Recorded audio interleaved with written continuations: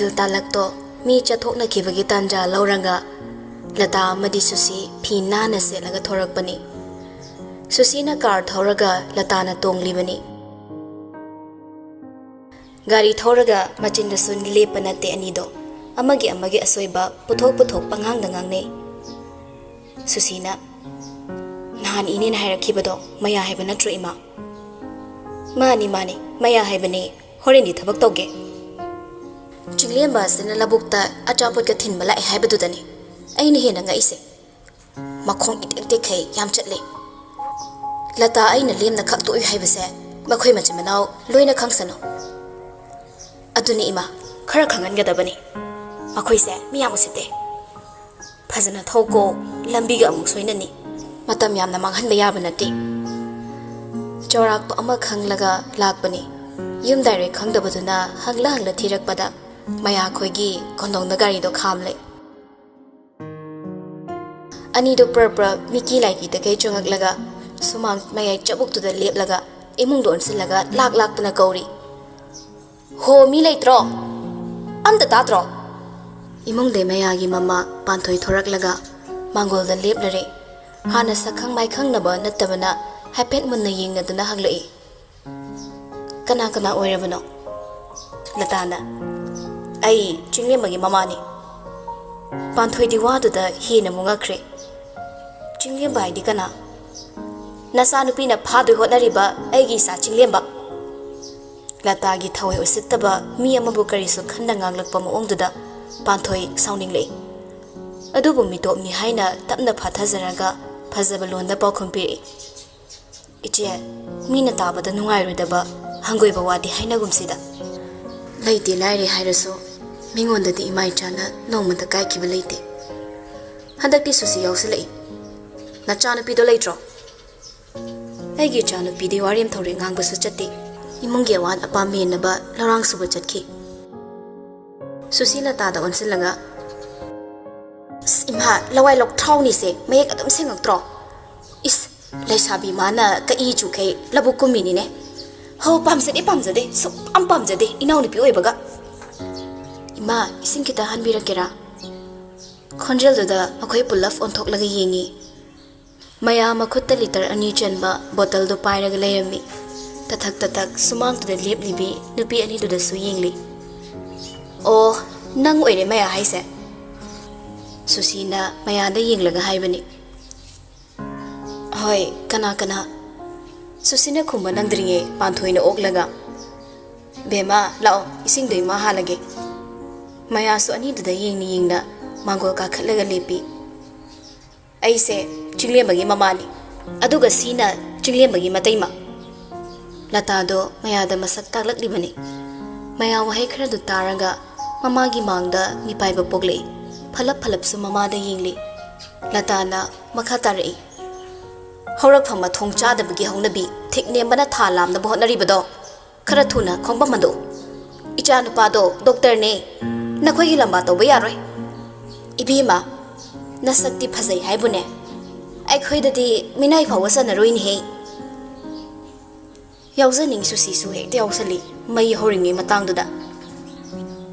"ꯃꯇꯨꯡꯅꯦ, ꯆꯤꯡꯂꯦꯝꯕꯒ ꯄꯥꯎ ꯐꯥꯎꯅꯕ ꯌꯥꯔꯣꯏ. ꯍꯦꯛ ꯐꯥꯎꯅꯔꯝꯃꯕ ꯅꯃꯥ ꯅꯆꯥ ꯍꯥꯠꯇꯣꯛꯏ ꯈꯪ." ꯑꯁꯤ ꯍꯥꯏꯔꯒ ꯂꯇꯥꯗ ꯑꯃꯨꯛ ꯑꯣꯟꯁꯤꯜꯂꯛꯏ. "ꯏꯃꯥ, ꯆꯠꯂꯁꯤꯁꯦ. ꯋꯥꯈꯜ ꯈꯔ ꯈꯟꯖꯔꯅꯤ." ꯐꯤꯗꯣꯟ ꯍꯥꯏꯖꯤꯜꯂꯝꯃꯒ ꯄ꯭ꯔꯞ ꯑꯃꯨꯛ ꯊꯣꯛꯈ꯭ꯔꯦ ꯑꯅꯤꯗꯣ. ꯍꯥꯏꯔꯝꯂꯤꯕ ꯋꯥꯍꯩꯁꯤꯡꯗꯨꯅ ꯄꯥꯟꯊꯣꯏꯗꯤ ꯃꯪꯂꯒ ꯂꯩꯈ꯭ꯔꯕꯅꯤ.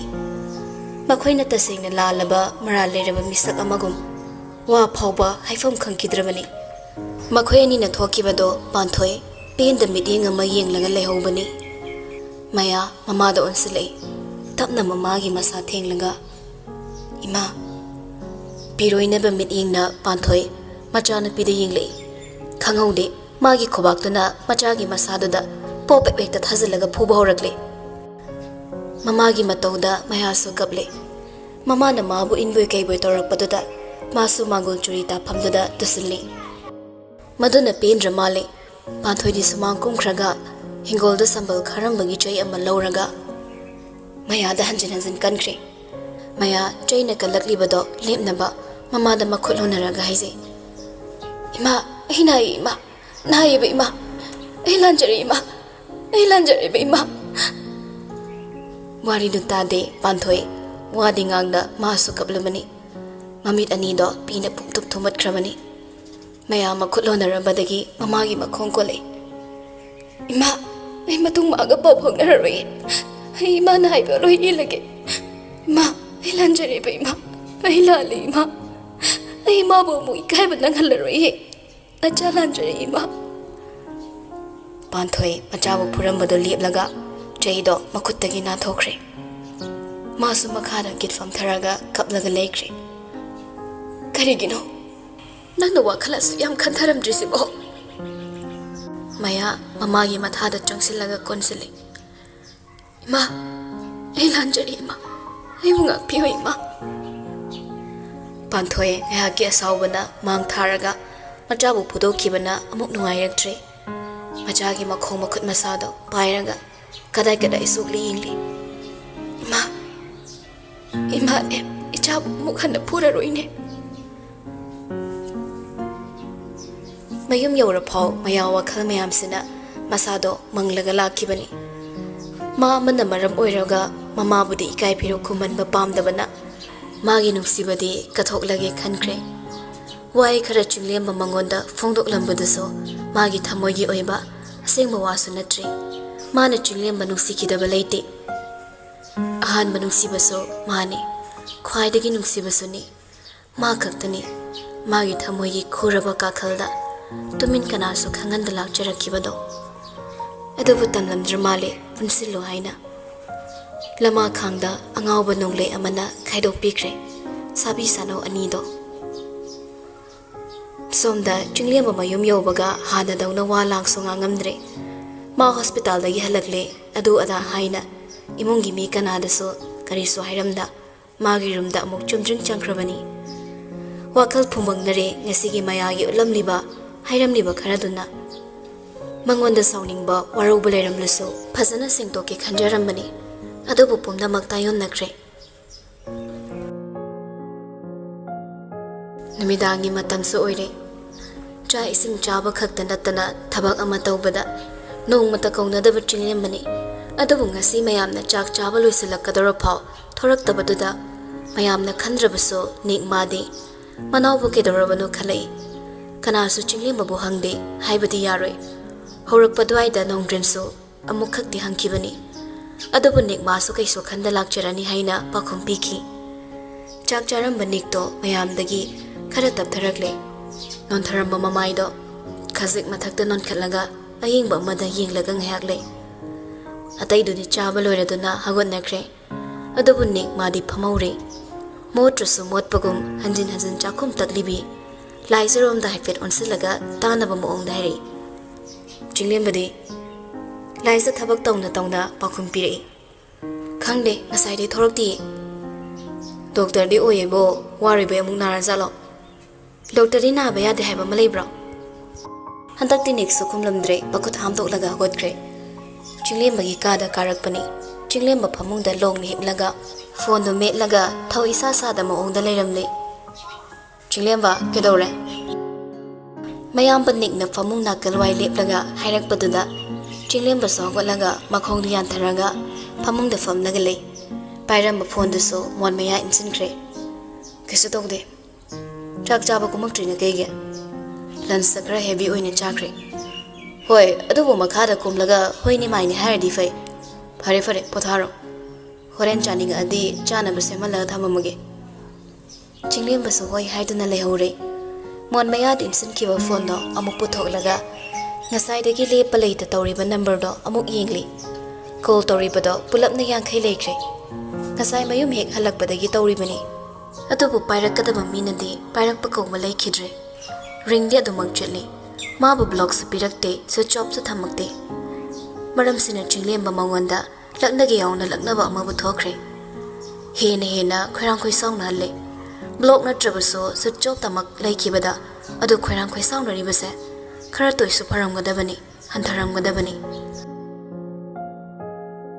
next so kitchen da muchangak laga ataina charambagi pukam singdo loisalaga leram libi mangonda magi dama thamlambaduda falap laisada yinglaga ꯂꯣꯏꯁꯟꯈ꯭ꯔꯣ ꯆꯥꯔꯔꯣꯏ ꯑꯁꯤ ꯍꯥꯏꯗꯨꯅ ꯃꯈꯨꯠꯇꯣ ꯕꯦꯁꯟ ꯂꯩꯔꯤꯕ ꯑꯗꯣꯝꯗ ꯍꯦꯟꯋꯥꯁꯇꯨꯅ ꯍꯦꯟꯅ ꯁꯦꯡꯅ ꯍꯥꯝꯗꯣꯛꯅꯕ ꯍꯣꯠꯅꯔꯤ ꯉꯁꯥꯏꯗꯤ ꯍꯧꯒꯠꯈꯤꯕꯗꯨꯗꯤ ꯁꯦꯡꯕꯣꯏ ꯁꯦꯡꯗꯕꯣꯏ ꯍꯥꯝꯂꯒ ꯑꯗꯨꯃꯛ ꯍꯧꯒꯠꯈꯤꯕꯅꯤ ꯂꯥꯏꯖ ꯍꯣꯏ ꯃꯥꯏ ꯍꯥꯏꯗ ꯅꯤꯛꯅ ꯍꯥꯏꯔꯤꯗꯣ ꯑꯗꯨꯃꯛ ꯇꯧꯔꯤ ngasi neksu laisa mangonda laknagi khandra male natraga laknanaba energy yaudra gaino wai ama pho hairamda amuk thokre nikna thongjal kan thokibado laisa happy besan gi mirror da gi howi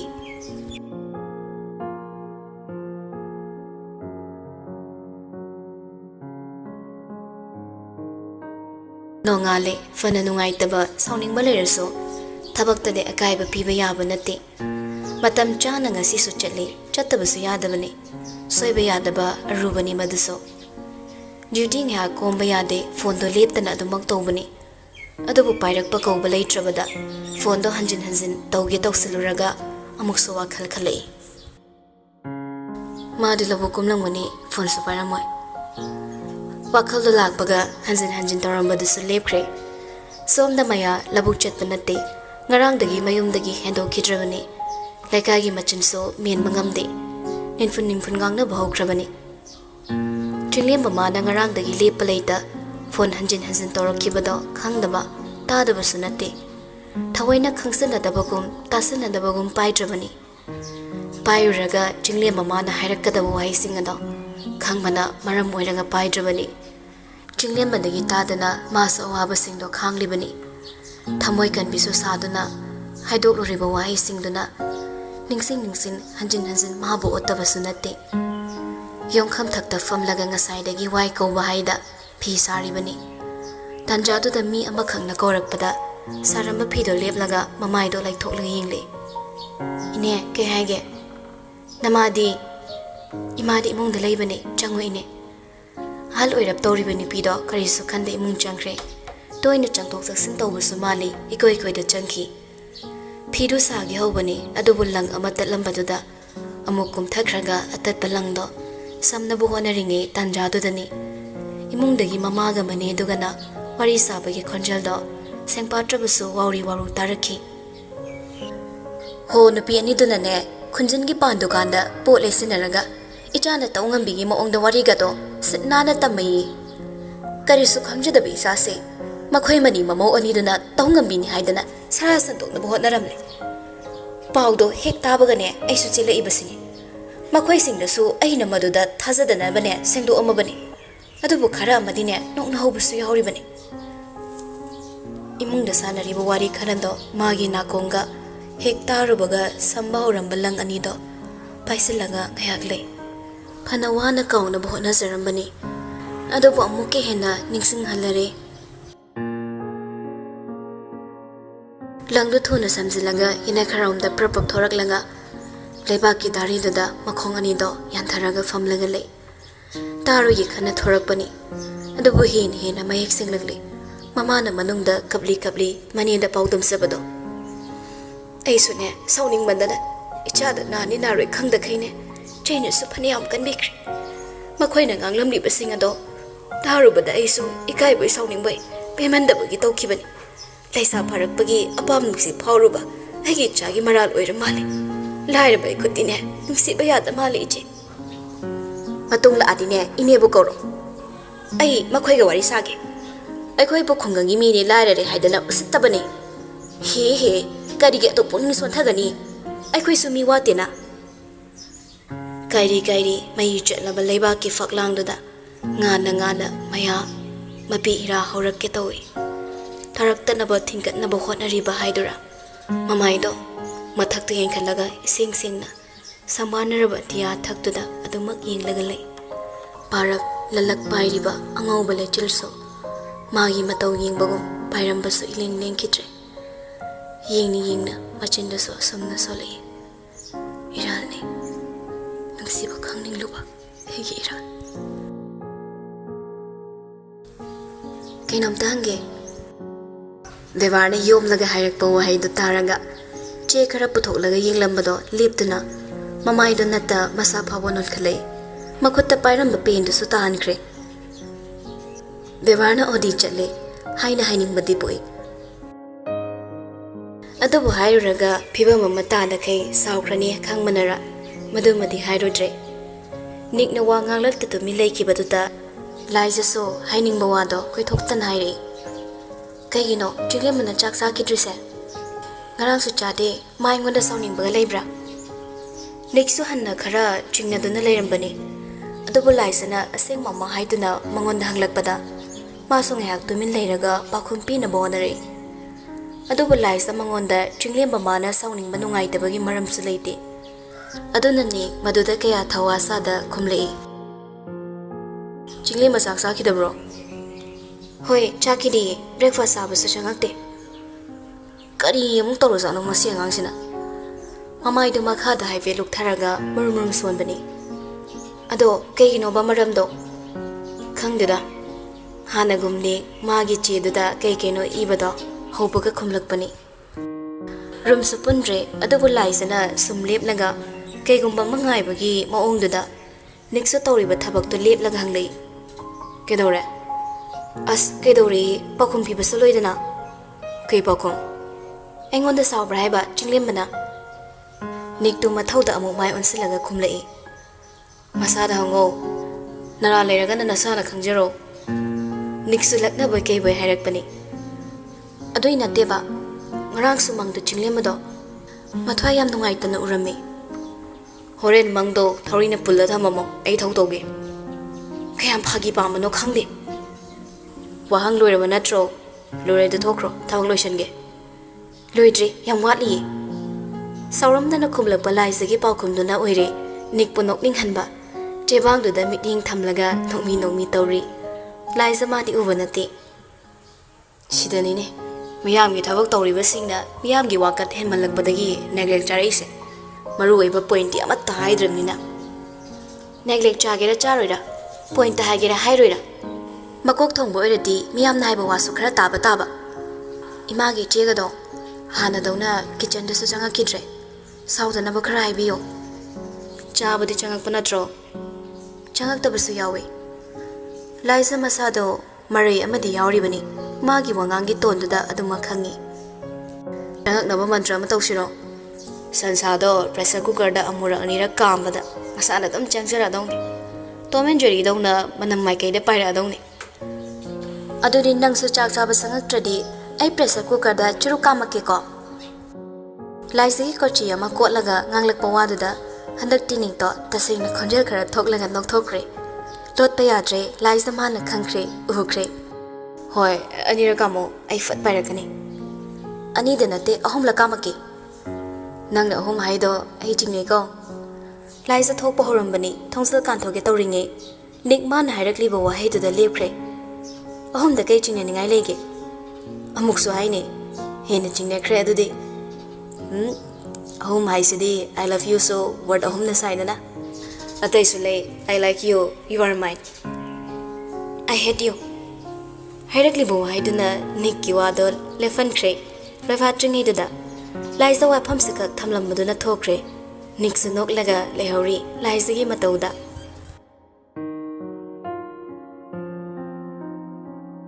ꯆꯤꯡꯂꯦꯝꯕ ꯍꯜꯂꯛꯈ꯭ꯔꯦ ꯈꯪꯕꯒ ꯅꯤꯛꯇꯣ ꯃꯅꯥꯎꯗ call ꯇꯧꯁꯤꯜꯂꯒ ꯃꯥꯒꯤ ꯔꯨꯝꯗ ꯂꯥꯛꯅꯕ ꯍꯥꯏꯈ꯭ꯔꯦ ꯆꯤꯡꯂꯦꯝꯕꯁꯨ ꯐꯤꯔꯣꯜ ꯐꯥꯎꯕ ꯍꯣꯡꯗꯈꯩ ꯃꯌꯥꯝꯕ ꯅꯤꯛꯅ ꯀꯧꯔꯛꯄꯗꯨꯗ ꯆꯪꯉꯛꯏ ꯌꯥꯝꯕꯣ ꯅꯤꯛ ꯃꯉꯛꯇꯨ ꯁꯣꯐꯥꯗ ꯏꯜꯂꯒ ꯐꯝꯃꯣ ꯆꯤꯡꯂꯦꯝꯕꯁꯨ ꯐꯝꯃꯤ ꯁꯣꯐꯥꯗꯨꯗ ꯅꯤꯛ ꯃꯥꯒꯤ ꯍꯥꯟꯅꯒꯤ ꯊꯕꯛꯇꯣ ꯑꯗꯨꯃꯛ ꯇꯧꯅ ꯇꯧꯅ ꯍꯪꯂꯛꯏ ꯍꯪꯒꯔ ꯁꯇ꯭ꯔꯥꯏꯛ ꯇꯧꯅꯁꯦꯒ ꯍꯥꯏꯅꯕ ꯂꯩꯕ꯭ꯔꯣ ꯑꯃꯨꯛꯀꯤ ꯋꯥꯍꯪꯗ ꯆꯤꯡꯂꯦꯝꯕ ꯒ꯭ꯌꯥꯟ ꯇꯥꯔꯤ ꯃꯌꯥꯝꯕꯅ ꯃꯥꯕꯨ ꯀꯧꯔꯛꯈꯤꯕꯒꯤ ꯃꯔꯝ ꯍꯣꯇꯦꯜꯗ ꯆꯥꯔꯦ ꯑꯗꯨꯅ ꯑꯃꯅꯤꯗꯅ ꯌꯨꯝꯗ ꯆꯥꯕ ꯆꯥꯗꯕꯒꯤ ꯋꯥꯔꯤꯅꯤ ꯀꯩꯅꯣ ꯅꯪꯒꯤ ꯄ꯭ꯔꯣꯕ꯭ꯂꯦꯝꯁꯦ ꯃꯌꯥꯝꯁꯨ ꯈꯪꯍꯟꯕ ꯌꯥꯗꯕ꯭ꯔꯣ ꯀꯩꯁꯨ ꯂꯩꯇꯦꯗ ꯍꯣꯔꯦꯟ ꯀꯧꯅꯗꯅ ꯅꯁꯥꯅ ꯈꯪꯅ ꯆꯪꯉꯛꯀꯗꯕꯅꯤ ꯅꯤꯛꯁꯨ ꯋꯥꯍꯩꯗꯨꯗ ꯁꯝꯖꯤꯟꯈ꯭ꯔꯦ ꯆꯤꯡꯂꯦꯝꯕꯁꯨ ꯍꯥꯏꯔꯝꯂꯒ ꯊꯣꯛꯈ꯭ꯔꯦ ꯅꯨꯃꯤꯠꯇꯨꯒꯤ ꯅꯨꯃꯤꯗꯥꯡꯅꯤ ꯈꯔ ꯉꯥꯡꯅ ꯁꯛꯅꯩ ꯑꯋꯥꯏ ꯑꯈꯨꯝꯁꯨ ꯇꯧꯅꯈ꯭ꯔꯦ ꯀꯤꯆꯟꯗꯒꯤ ꯄ꯭ꯔꯦꯁꯔ ꯀꯨꯀꯔ ꯄꯪꯀꯥꯝꯗ ꯀꯥꯝꯃꯛꯄꯗꯨꯗ ꯂꯥꯏꯖ ꯃꯥꯅ ꯅꯤꯛꯄꯨ ꯂꯛꯅꯒꯦ ꯌꯥꯎꯅ ꯂꯛꯅꯔꯤꯕ꯭ꯔꯥ ꯈꯟꯅ ꯅꯤꯛꯇꯨ ꯆꯥꯛ ꯂꯣꯏꯐꯥꯠꯇ꯭ꯔꯤꯉꯩꯗ ꯆꯪꯂꯛꯏ ꯐꯝꯂꯒ ꯂꯩ ꯉꯥꯏꯍꯥꯛꯇꯤ ꯋꯥ ꯉꯥꯡꯂꯝꯗꯦ ꯑꯗꯨꯕꯨ ꯍꯟꯗꯛ ꯑꯃꯨꯛ ꯍꯦꯛ ꯀꯥꯝꯂꯛꯄꯗꯨꯗ ꯍꯪꯂꯛꯏ ꯀꯩꯅꯣ ꯆꯨꯔꯨꯞ ꯃꯅꯝꯗꯤ ꯅꯝꯗꯦꯅ ꯀꯥꯝꯗꯨꯕꯨ ꯀꯩ ꯄꯣꯠꯅꯣ Nungdum lo natraga cactus lo. Laisa hari du khumde magi thopam tawraga lei. Pressure cooker do phasana kapthok hankhraga hangdok lama matung manung da yaramba chujak sing do plate amada loina haptoi. Amani laukhalaga Nikki saruk plate amada haplaga piri. Niksu Laisa da haifet yinglaga chujak to da mifam thamkre. Chujak to ama paikhatlaga munna yinglaga hairi. So lawe haudu mandi. Haina haina chudadi haukramani. Hadakli Laisa khumloi ngamdra male. Fatnon tholaga hekta sauna khumloi. Chaning jadi kadai piro charo no. Mina nungsina pirak popota mirai bangam bagi thamoi di pandida. Nungsina kaina. Khwaidi nungsida bane khalaga piri ni khango. Haizilo thamoi manungdana you are the shining star in the corner of my heart kaina. Lona. Si hairaga nikto tik nonglaga lei. Rusida haibige. Thongli machak dusu loira male. Pukham singdo amuk chamna bo honare. Matau yinglaga nikna. Mateng pangmiura. Adobo Laisa khumma khidre amuk sumakha tai. Mina korakan tasinadabsa na pangmani ko. Oiredaba kanadaba wada khumdok sarukne nawain pangzakrage. Thazadridi thazalagi matagum. Nikso hogolaga Laisa mana kon chamlibada yoksili. Pukham ama paiduna chambada hobaga Laisa na mangondagi pukham do fatmunkre. As yare. Lucy ko ida chala tawro. Lucy po hene impress tawnaba. Apaba mamak no pa ma phangye haibikrani mapanaso. Nik makhut na maduna kon champam besin do namlaga. Khut amaduna khwangoi kaiwi mapada pairaga Laisa na tawrido yingna pakhum bire. Adudi husband material kaidu oiradro. Oirani. Husband na ti son-in-law material su oirani. Last di daddy material su oirani. Sumbase nang yam pam kramale. Wadu ngang na Laisa do nikta falap si yingli. Masu haigi yaw na hairibani ta oinki liki mo ongduda. Amuki pukham chamu bada promotion thak kawi mo ongnini. Thabak chatuk saro yumda lairangane pukham sinara sira khangdeda promotion kanaba. Promotion yam pambadi nungtigi chaksu thongo. Ayuk nganta hogotlaga laidup sukalo. Adumai tawradi master of material oiraktoro. Khatjaina kaina. As ai taningak ko. Charam daida tuk yam khadang nomido cha yam changnabra. Handak tinik masa pombo thoraklaga makhut ani duna tungi vesin dan namlaga haifet ngaboi kai boi tawra leplaga. Ai ne khra lakna biri sida haraune. Nupa amtana su lakna biramoine. Aduna ai sawano. Ai sawkradi lakna bina mi lezaroi. Ai na lakna biraktradi nang ningam zaroi. Ningam magtradi kapchani. Kappadi thembina basu leitagum kaukchatna sani. Nangonda lakna biyo na barton piki balaiti. Ai bu nupa na hayam lakna raga harawun do mi manbra. Subject ta ai bu lakna biyo kaina hairaga application na mapisala aso pakhang oina lesabi mo be respect to ba oina. Ai de accept toiko. Hozikan ai puk pharikan sida thazalo. Natradi haibirisini ngamzaroi ko. Heng wai ai na fatra kanadi pirak application khuding reject niko. Laisa khumge haina chindu hek lengbaga chinglem basangak panahankre. Ngasai wamang yan kibaduna oira male. Ngasi nganta changak libado. Niksu Laisa gi nak leplambade thoraklaga chinglem bagi nakanda chokridu da famkre. Kofet cafe Laisa mangonda so. Nokmi ba mai thongdu na yingde.